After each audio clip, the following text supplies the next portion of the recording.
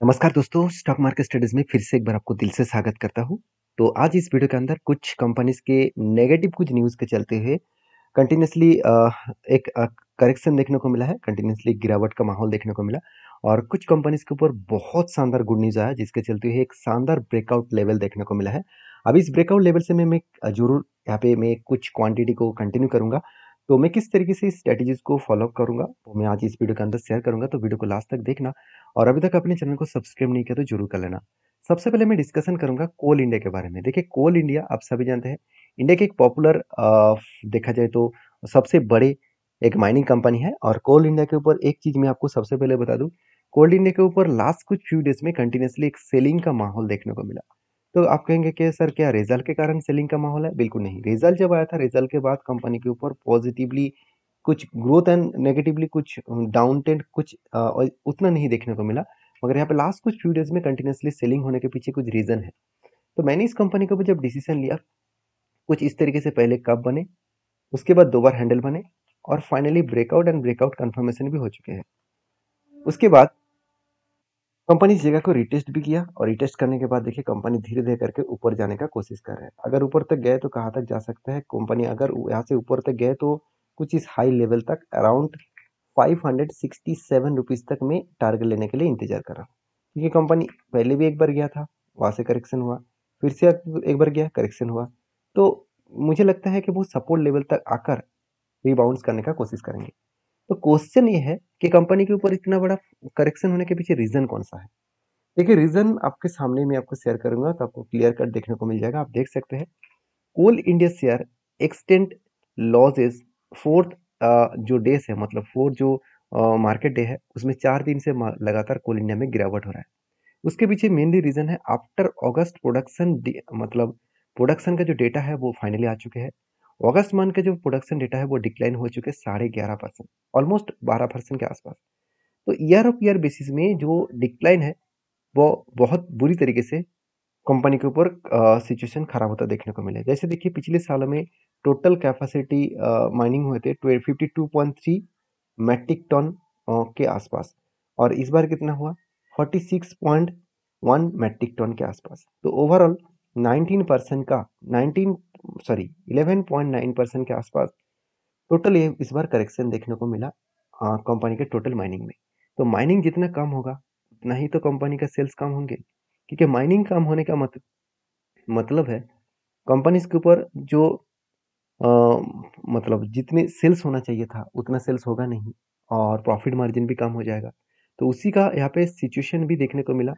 Sales के revenues के बारे में बात करूँ तो रेवेन्यूज पिछले बार की तुलना से इस बार थोड़ा सा रेवेन्यूज कम हुआ। प्रॉफिट ग्रोथ भी देखा है तो प्रॉफिट ग्रोथ चलो ठीक ठाक है। अभी तो जून जून का क्वार्टर है, जून के बाद जुलाई अगस्त का तो डेटा के बाद, मतलब जुलाई अगस्त और सितंबर इस तीनों मंथ के बाद क्वार्टरली टू का जो रिजल्ट आएगा तब पता चलेगा कि एक्चुअली कंपनी के ऊपर प्रॉफिट कितना डाउन हुआ है। क्योंकि सेल्स डाउन हुआ है तो इसका मतलब प्रॉफिट डाउन तो होने का चांसेस बहुत ज़्यादा है। तो फिर भी मैंने इस कंपनी के ऊपर कंटिन्यू करने के क्यों डिसीजन लिया, उसके पीछे एक ही रीज़न है कि कंपनी जिस तरीके से काम किया, जिस तरीके से यहाँ पे सिचुएशन क्रिएट किया, उसके अकॉर्डिंग कंपनी के ऊपर इन्वेस्टर भी ट्रस्ट कर रहा है। और क्योंकि एफएस और डीएस के पास हाईएस्टली इन्वेस्टमेंट है, पब्लिक के पास ना के बराबर है। और दूसरी बात ये भी है कि अगर इस कंपनी को डीपली देखूँ, कंपनीज के ऊपर अगर मैं डेटा को डिटेल्स में देखूँ तो आप खुद ही देख सकते हैं कि मार्केट शेयर वाइज आप देखेंगे तो कोल इंडिया जो कोल सेगमेंट है उनमें से 65% मार्केट शेयर कोल इंडिया के पास है। ये सारे पॉइंट्स कंपनी के पॉजिटिव देखने को मिले, जिसके चलते मैंने इस कंपनी के ऊपर डिसीजन लिया। और भी कुछ रीजंस है, अगर उस रीजंस को आपको डिटेल्स में जानना है तो मुझे कमेंट्स करके सिर्फ कोल इंडिया लिखिए और मैं जरूर उसके ऊपर डिटेल्स वीडियो आपके साथ शेयर करूंगा। नेक्स्ट जो कंपनी उसका नाम है बायोकॉन। देखिए बायोकॉन के ऊपर तो पिछले दिनों में तो धमाका परफॉर्मेंस हुआ था, उसके पीछे रीजन सबसे पहले मैं आपको डिस्कशन करूंगा। वो रीजन कौन सा है? देखिए Biocon share gains after a मतलब arm gets multiple US FDA approval. मतलब यूएस मार्केट में जो मेडिसिन का अप्रूवल होता है वो अप्रूवल मिलने के बाद ही कंपनी के ऊपर बूस्ट देखने को मिला, क्योंकि यूएस में कोई भी मेडिसिन का अप्रूवल होना इतना आसान नहीं है। तो जब भी कोई कंपनी के ऊपर, इंडियन फार्मा कंपनी के ऊपर अगर किसी प्रोडक्ट के ऊपर अप्रूवल मिले तो उस कंपनी के ऊपर एक अच्छा खासा बूस्ट देखने को मिल जाता है। क्योंकि यूएस एक बड़ा मार्केट है और यूएस इतने बड़े मार्केट है और यूएस आप सभी जानते हैं वर्ल्ड के लीडर कंट्रीज कहा जाता है।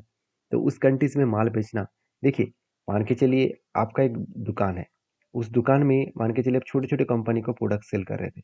तो अगर आपके जो प्रोडक्शन हो रहा था वो छोटे-छोटे कंपनी को बेच रहे थे।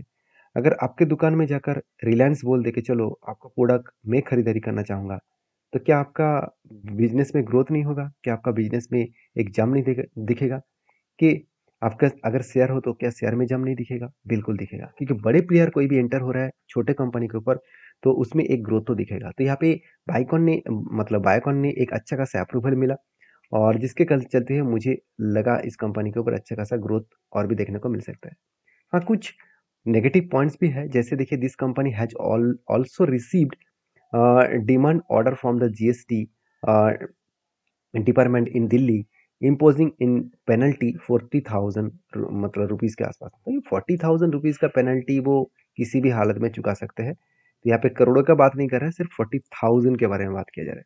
तो मुझे लगता है बायोकॉन के इसी एक कुछ कारण की वजह से कंपनी के ऊपर बिग बूस्ट देखने को मिला, क्योंकि बायोकॉन के ऊपर जब मैंने डिसीजन लेने की कोशिश किया, तब मुझे एक पैटर्न्स दिखा।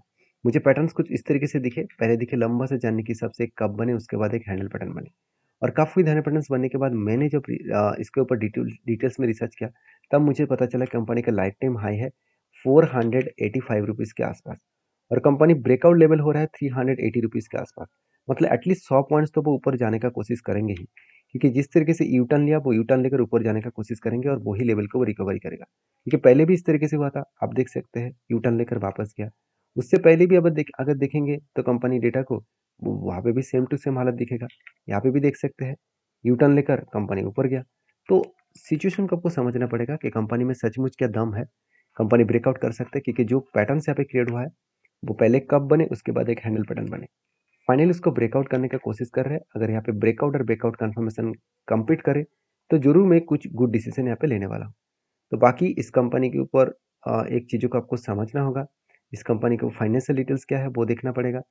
रेवेन्यूज में कोई भी चेंजेस नहीं है, पॉजिटिवली रेवेन्यू ग्रोथ हो रहा है, उसके अकॉर्डिंग कंपनी का प्रॉफिट भी हाइस्ट देखने को मिला।